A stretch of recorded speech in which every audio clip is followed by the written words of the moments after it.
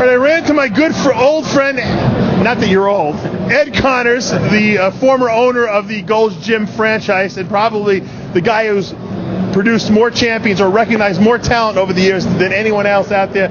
You've discovered the likes of Mike Matarazzo. Give me the list. It's a pretty long list, but I don't want to leave anyone out. But I had over 600 house guests. Yeah, they've all stayed at Jay Cutler. I've stayed at your house. Yeah, you were a house guest.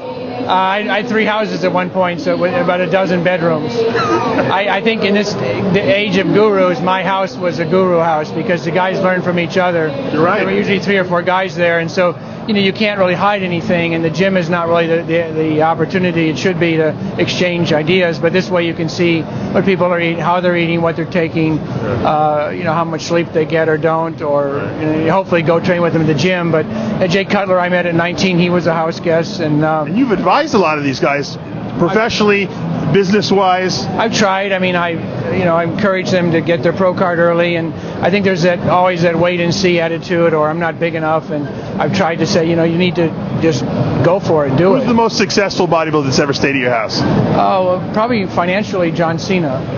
Oh, really? Yeah. I didn't even think about that. Yeah. I mean, he is probably the most dedicated. He was a machine. I met him in the parking lot. Did you hire him? Were you responsible for hiring him to work at Gold? Yeah, at one point, but I met him in the parking lot. It happened to be Matt Damon and Mark Wahlberg were training at the gym, and he looked like a Matt Damon with big arms. You're right, he does. Yeah. And so I said, have you ever thought about professional wrestling? He said it would be his dream. Right. 18 months later, he had a WWE contract. Were you responsible for that? I helped, yeah. John Cena, for those of you who don't remember, worked the front desk at Gold's Gym. Had he been there before you, or did you get him in there? No, he was looking for a job. He actually started moving gym equipment, and at one point we had a pro shop or a supplement store in the gym, and he was hired to work it. Did a great job. A lot of people remember him from that. What in your mind said to you, this guy's going to be a star? I mean, how'd you recognize him? He had a great face. He was telegenic. Like so many of the guys, again, like a Matt Damon or Mark Wahlberg. Living in LA, you see people and you just know that they're star material. Right. They've got a great look. Who was the biggest disappointment?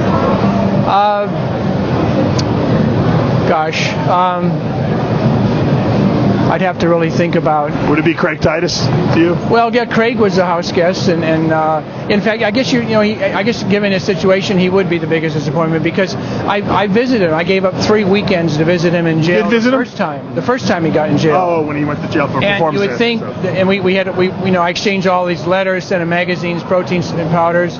We had this big plan for him to come out and revive his career, which he was sort of doing. I saw him maybe for 15, 20 minutes after he got out of jail the first time, and then of course he went downhill after that. So, and now he's back in. You would think that somebody who was in jail once would never want to go back and be more careful, but I guess you're right because of where he is with his life.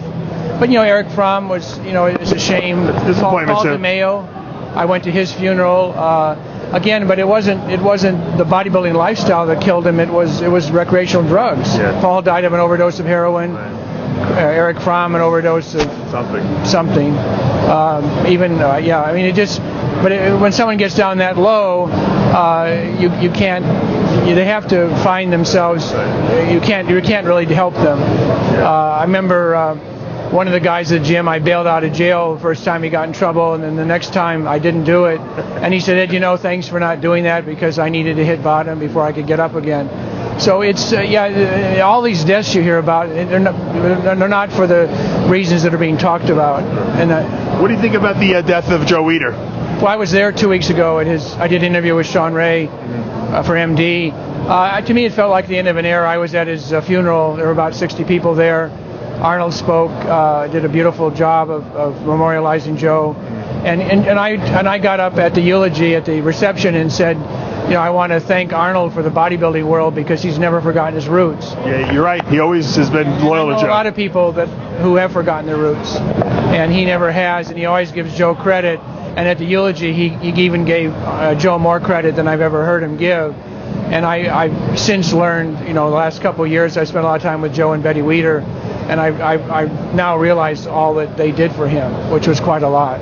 Oh, so you didn't realize the magnitude of it? I didn't realize the magnitude. I mean, I knew brought him over here. But Joe even helped Arnold get his first movie contract. Joe talked about, or Arnold at the eulogy said, Joe just said, well, I want to take you to this interview for a movie. Don't talk. Don't open your mouth. I'll talk for you. Right. He told him he was a great German Shakespearean actor. And of course, Arnold said it as the eulogy. What's a German Shakespearean actor? There doesn't exist. So he did everything for him, and I don't think Arnold's very grateful. Yeah. And I think Arnold has the memorial this coming Sunday, which you can see on bodybuilding.com. Yeah. So I'll have to watch. I wasn't invited to any funeral services yet. The invite Sunday is limited, but it'll be for you can view it on. We'll be here anyway. Webcam. Talk to me about who the most fun house guest was. Who was the guy that was just the craziest and you had the most fun with? Well, that's easy actually. Jim Quinn and Mike Matarazzo. Tell me a good story about them. I just remember Mike was one of those guys. He was one of the first bodybuilders to discover the value of protein. Okay. And I remember the first time he sent him out to go shopping. He came back and he laid out all the chicken on the kitchen counter. And I said, Mike, you shouldn't have bought so much. You're going to have to freeze some of that. He says, Ed, you don't understand. This is for the next 2 days. And he ate it all? And he ate it all. But Jimmy Quinn, being a New Yorker, he was pretty glib, and he never really made the move to transition to the West Coast. He's still in New York City, but he had these great one-liners, and I'll never forget. Like I seen these escalators over here. I remember, just the encounters we had of people never seen.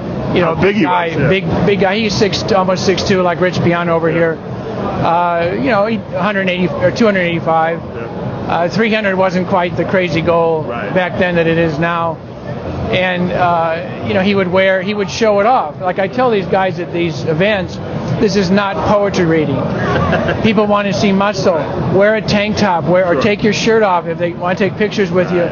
You spread the word. Get that groundswell of comment going about your physique. And Jimmy would he'd wear a tank top and he'd have it kind of all tied up in a knot in front, and you kind of wonder why even wear clothes. Right. Why are you wearing this? Well, we'd go out everywhere and people would stare. And he'd stare, but he'd have always these one-liners. Like I remember, this is back in the days with Carl's Jr. when Gold's Gym had worked with him to try and get them to do a healthy menu. They had a charbo chicken breast, baked potato, and salad. Right. So we'd go there for a meal, and I remember this one guy.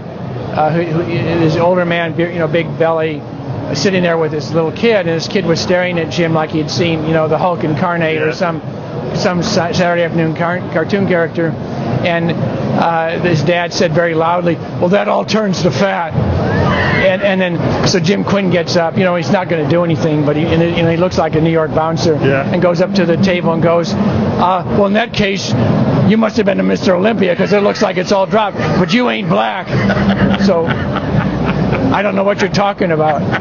So, and the guy is like petrified, like, don't kill me, I'm sorry. Was Jimmy the most intimidating looking guy in person? Of all the guys that you've worked with over the years? He had that bouncer stare, which is kind of a perfected look. But no, there were some... Who was freakier, though? Aside from Dave Palumbo, of course. Dave Palumbo, yeah. I think I told you not to quit med school. Yeah, you did tell me that. But anyway, who was Hey, Ed's famous for talking about toilet paper usage. Yeah. You were always horrified by how much toilet paper bodybuilders use. Well, no, Chris Lunn was doing an article for the British version of Muscle and Fitness or Flex, and he asked me, "Ed, what do you think about today's current crop of bodybuilders?" And I said, "Well, they're just giant shitting machines." I said, in the old days, the guys used one roll of toilet paper every 2 days, and now they're using a roll a day. So I said, you don't need to eat every 2 hours. You're just, they're giant shitty machines. They're overeating. Overeating, definitely. Yeah. John Cena, he had maybe 8 protein drinks a day, and if I didn't buy him dinner or whatever that night, he didn't eat solid food. You could, now because of thanks to AIDS and these Ensure and products like that, or these powders here, you can live off drinks pretty much. I think that's better than all the food. Well, the guys get too obsessive with it. You can't have a life. I say, you're not going to have a relationship, a family, if you have to live this way. Because I remember the old days, where the guys like Matt Mendenhall. Right. There's some greats that I haven't mentioned, but Matt Mendenhall would be one of the greatest, and he, I mean, Why didn't he make it? They wanted perfection, you know, and I don't like a lot of the way NPC judges most of the time, because it's just, you've got to be perfect that moment, and I think they should have cut a little slack for who could go on to have a great career or do a lot for bodybuilding. Matt would have done a lot for bodybuilding. He came in second 3 years in a row. He dropped out for a year, then came back. Could he have beat Haney, you think? I think so, yeah. I mean, Haney didn't, I don't think really Lee had any great body parts. Maybe people would say chest or maybe back, I don't know, but Matt could have had some great body parts, which, you know, if you can have one or two freaky body parts, like I told Roman, I think you're ahead in the game. Like Quadzilla. Paul DeMeo was Quadzilla with the legs. Actually, his legs weren't that big, but they looked great. I mean, create the illusion. Ed, thank you. We could talk all day with you. Yeah. Ed Connors, the one and only. More stories to come. Dave Palumbo reporting from FIBO 2013. Ha! Gay!